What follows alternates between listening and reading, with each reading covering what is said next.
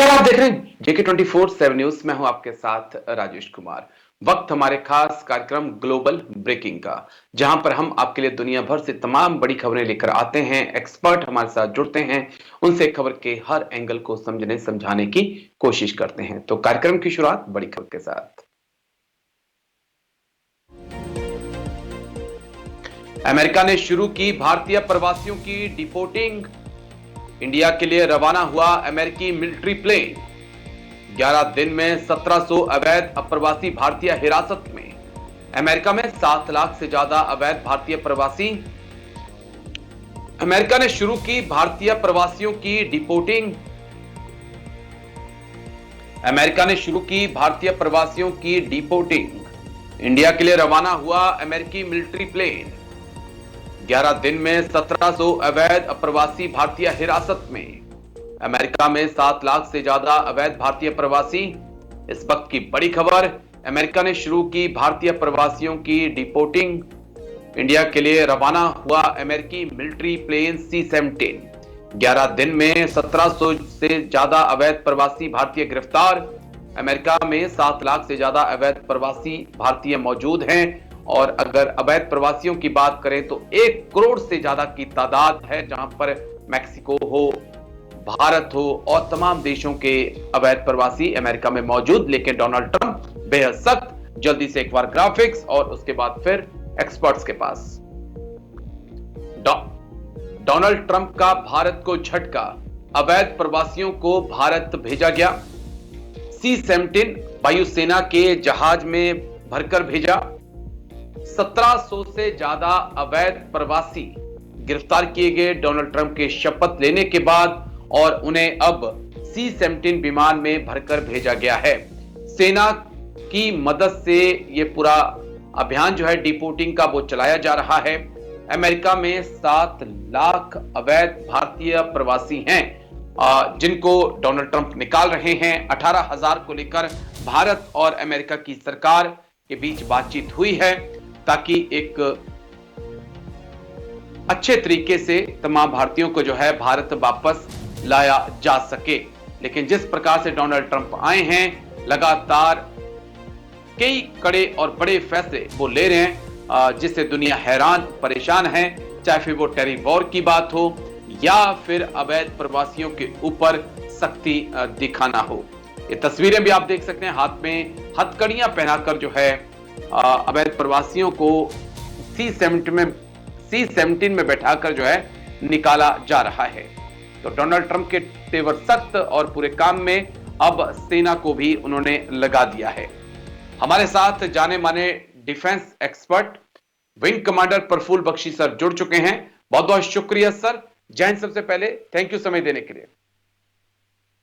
Thank you very much. शुक्रिया sir, thank you sir. Praful Bakshi sir, भारतीयों को लेकर भी C-17 ग्लोब मास्टर अमेरिका से रवाना हो चुका है। डोनाल्ड ट्रंप के सत्ता में आने के बाद से 1700 से ज्यादा अवैध भारतीय प्रवासियों को गिरफ्तार किया गया और C-17 में बैठाकर अब हिंदुस्तान की तरफ जहाज को भेज दिया गया है। डोनाल्ड ट्रंप के इस पूरे मिशन को आप कैसे देखते हैं और क्या इंपैक्ट इसका होगा आने वाले वक्त में भारत और अमेरिका के रिलेशंस पर?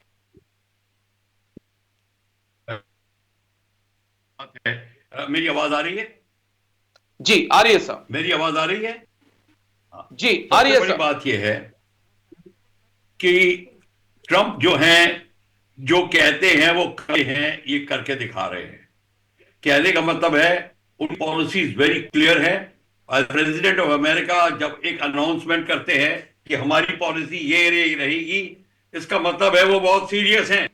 और इसमें उन्होंने जब इमिग्रेंट्स की बात करी तो उन्होंने बिल्कुल हर एक ट्रीट करेंगे, इसमें कोई दो राय नहीं है। और इंडियंस भी उसी में आते हैं, वो एक्सपेक्ट करें, क्योंकि रूल सबके लिए बराबर है।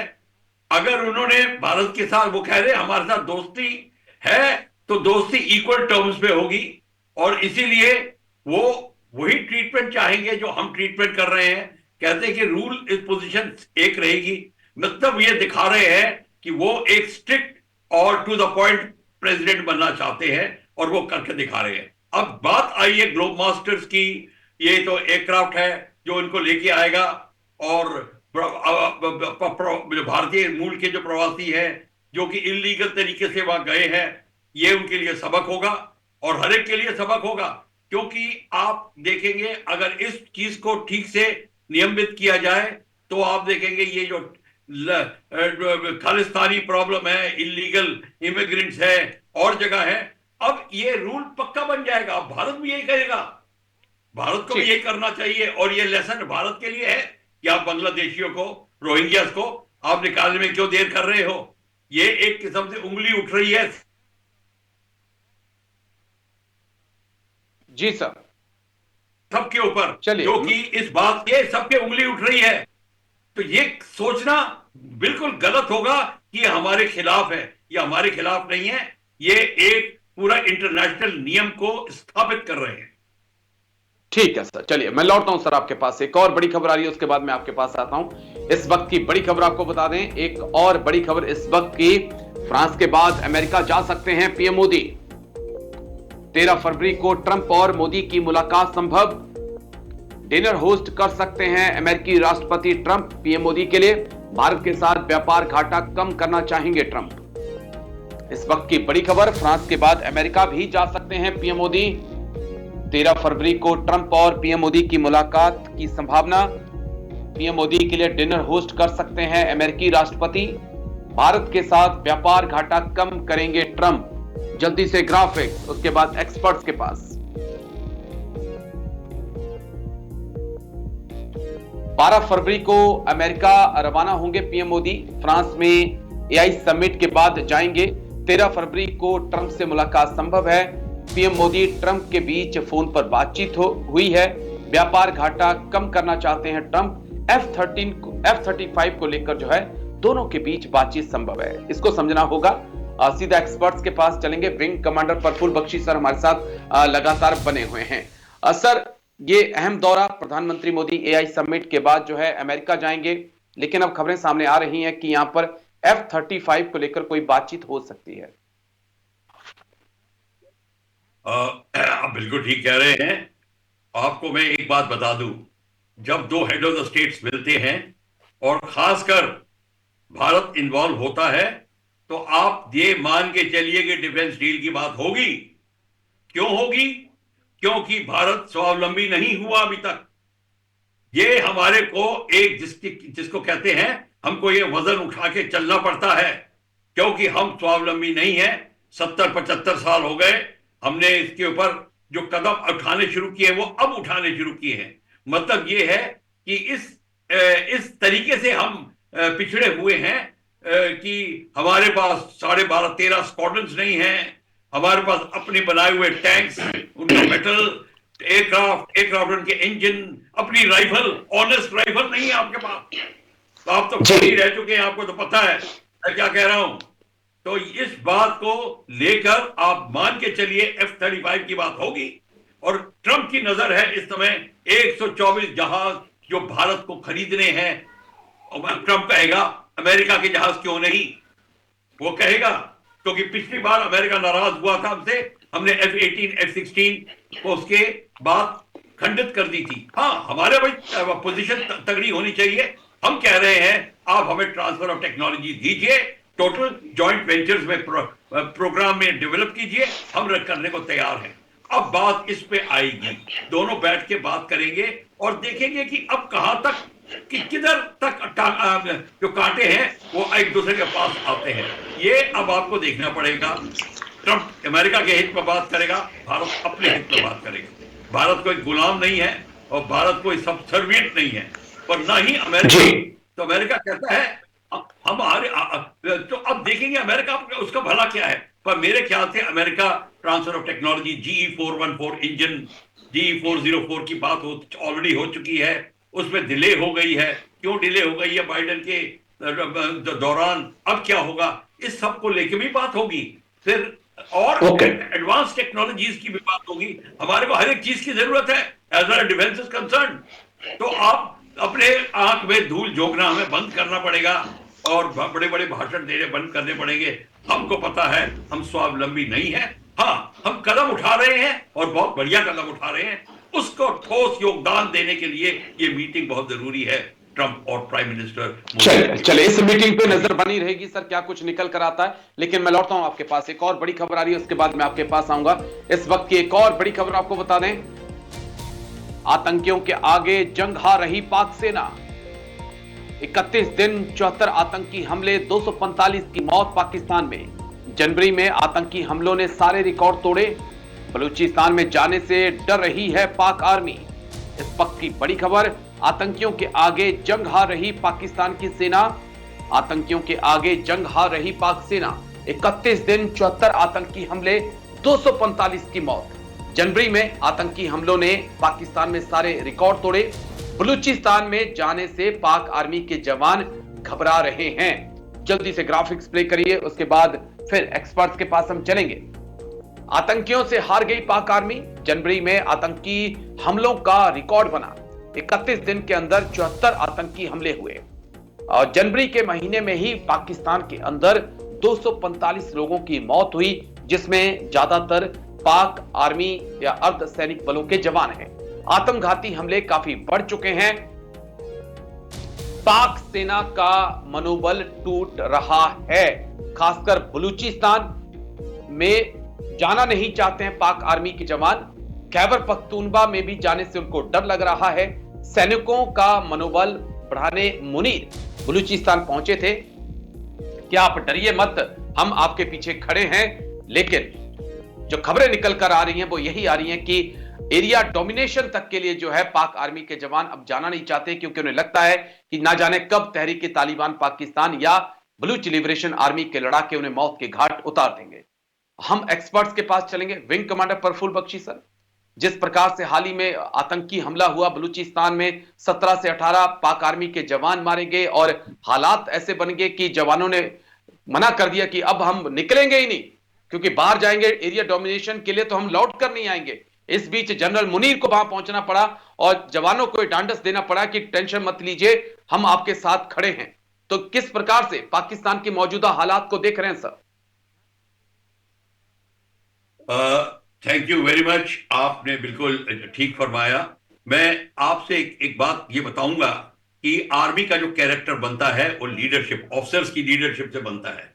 अगर ऑफिसर्स की लीडरशिप तगड़ी होती है तो जवान अपने आप लड़ने को तैयार होता है, अपने आप अपना ठोस योगदान देने को तैयार होता है। और जहां ऑफिसर्स की लीडरशिप खत्म हो गई वह खत्म हो जाता है। पाकिस्तान में यह देखा गया है कि पंजाबी डोमिनेटेड पंजाबी आर्मी जो है पाकिस्तान की, उन्होंने बाकियों को ठीक ट्रीटमेंट ही नहीं दी। बलोच रेजिमेंट्स होते थे पहले, पख्तून रेजिमेंट्स होते थे, सब होते थे, उनको उन्होंने ठीक से ट्रीटमेंट नहीं दी। और वो क्या हुआ कि अब उनके लोग एलियनेट हो गए, उनके एरियाज को एलियनेट किया जा रहा है, उनको डोमिनेट किया जा रहा है सोशली। ये जो है डायरेक्टली इंपैक्ट पड़ रहा है। और अब वो तो उनके तो फौज तो बिल्कुल अलग होगी, बलोच वगैरह तो अब रही नहीं, फौज में बड़े कम रह गए हैं। अब क्या हो रहा है, बलूचिस्तान लिबरेशन मांग रहा है और पाकिस्तान की आर्मी जब अंदर जाती है तो उनको डायरेक्ट एनिमी की तरह ट्रीट करते हैं। ये पाकिस्तान की अफसरान आर्मी को पता चल गया है, क्योंकि 1971 में भी यही देखा गया था। उनकी आर्मी के अफसर थे, वो कमजोर पड़ते थे, वो लीडरशिप ही नहीं करते थे, वो लहंगा और क्या कहते हैं वो लुंगी वगैरह में घूमते थे, फॉरवर्ड एरिया में जाते थे तो पठानी सूट पहन के आते थे। ये कहने का मतलब है वो इन्वॉल्व ही नहीं थे। तो ये उनके जवानों को और सीनियर जेसीओस को कतई पसंद नहीं है और इसीलिए पाकिस्तान की आर्मी हताश हो गई है, उसका मोराल लो हो गया है। ये एक बात है। और दूसरी बात है, बीएलए इतनी स्ट्रांग हो गई है, बीएलए को इतना बाहर से सप्लाई आ रही है, एंटी चाइनीज सप्लाई आ रही है, जो बीएलए उसको इस्तेमाल कर रहा है और बाकी जो ट्राइबल फोर्सेज है वो इस्तेमाल कर रही है, तालिबान उसका इस्तेमाल कर रहा है। तो पाकिस्तान की आर्मी इस समय कॉर्नर हो गई है और इस वक्त खौफ दिख रहा है, डर दिख रहा है। सर मैं एक छोटे से ब्रेक के लिए रुक रहा हूं सर, माफी चाहूंगा, छोटा सा ब्रेक लेंगे। ब्रेक के उस पार खबरों का सिलसिला जारी रहेगा, क्योंकि दुनिया भर से अभी भी कई अहम खबरें हमारे पास हैं जो आपको दिखाएंगे। लेकिन पहले छोटा सा ब्रेक लेते हैं, जल्द हाजिर होते हैं।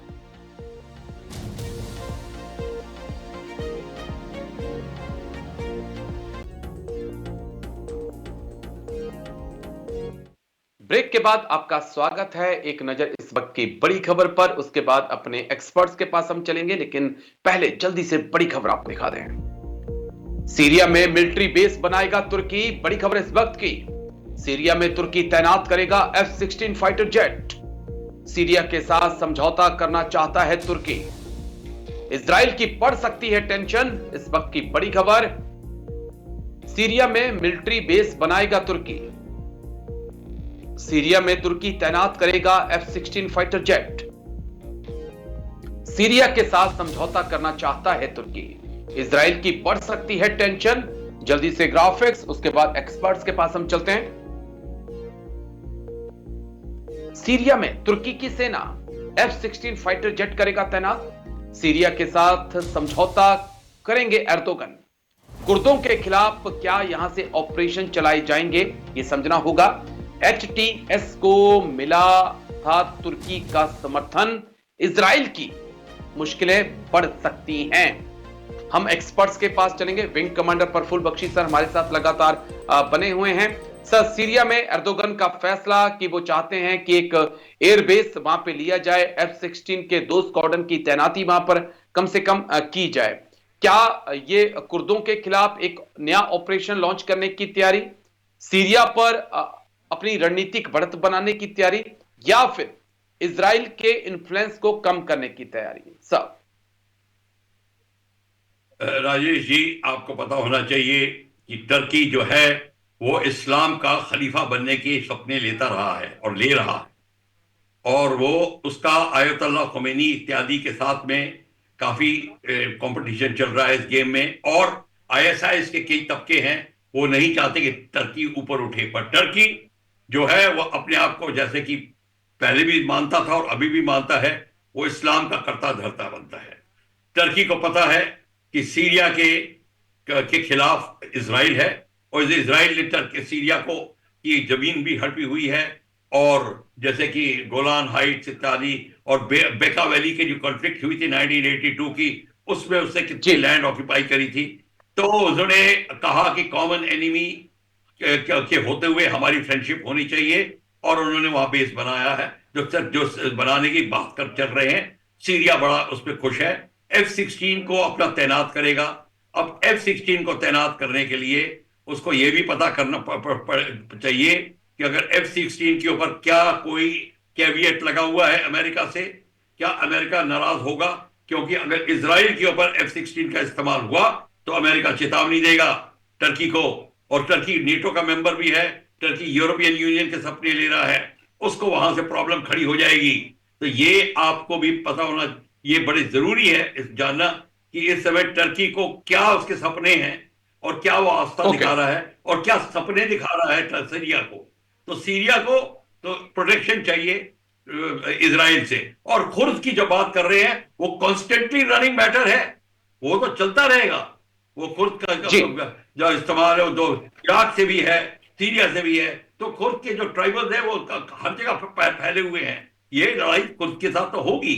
तो हमें अब देखना है कि ये किस तरीके के मामला बैठता है, या पॉलिटिकल एप्पल कार्ड कैसे बैठती है।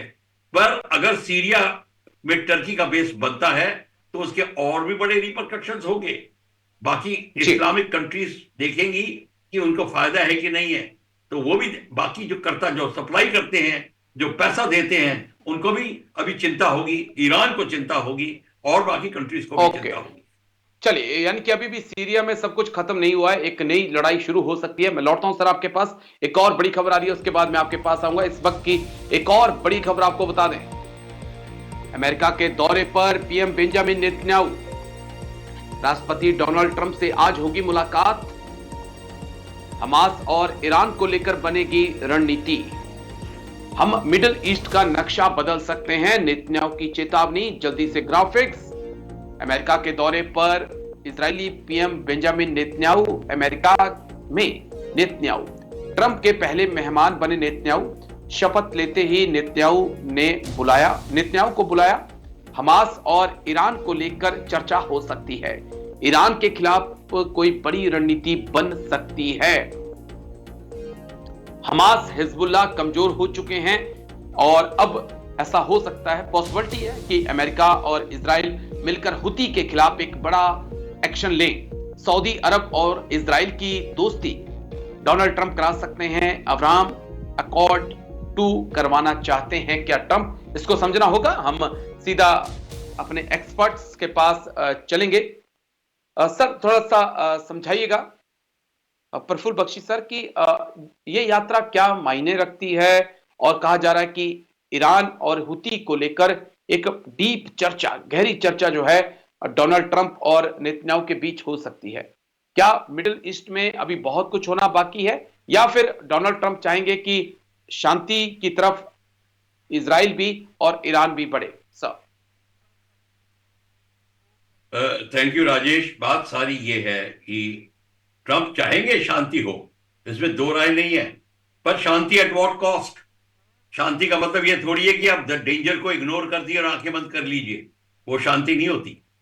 अब उनको पता है कि हमास को तो न्यूट्रलाइज करना होगा। हमास काफी न्यूट्रलाइज हो गया है, पर ईरान अभी भी ताकत में है और ईरान अभी भी अपना प्रकोप दिखा सकता है वहां पे। और इसीलिए नेतन्याहू को यह भी पता है कि एक टाइम ईरान और इजराइल बड़े क्लोज थे। जब ईरान की लड़ाई इराक से थी तो इजराइल के मैकेनिक्स, इजराइल के साइंटिस्ट उनकी मिसाइल्स को मेंटेन कर रहे थे। ये भी बात है।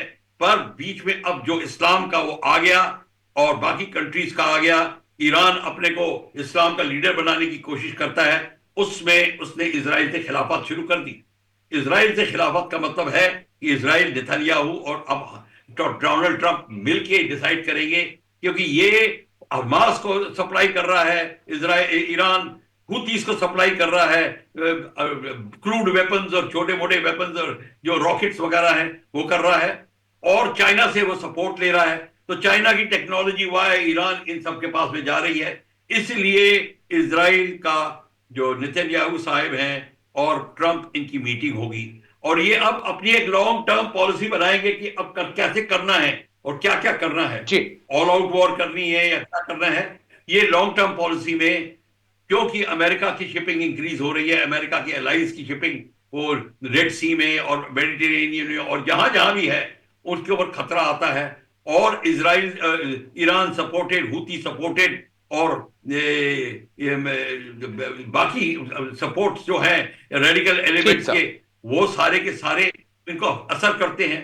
इनको न्यूट्रलाइज करने के लिए इनकी नई रणनीति बनेगी नेतन्याहू की और ट्रंप की।